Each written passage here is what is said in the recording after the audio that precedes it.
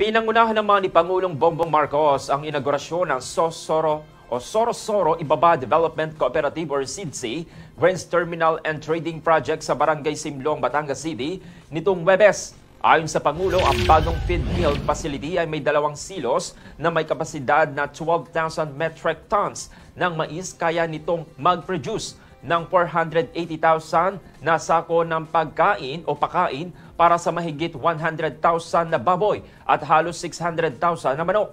Aniya, mas mapapabuti nito ang pag-imbak ng mais at susuporta sa industriya ng poultry at livestock. Binigyan din po niya na ang proyekto ay magbibigay ng mas matatag na kita sa mga magsasaka at negosyante hindi lang sa Batangas kundi sa buong Calabarzon. Pinuri rin niya ang SIDC bilang isang huwarang kooperatiba na nagpapalakas sa sektor ng agrikultura. Ang SIDC na nagmula pa noong 1969 ay isa sa pinakamalaking agri-based cooperatives sa bansa.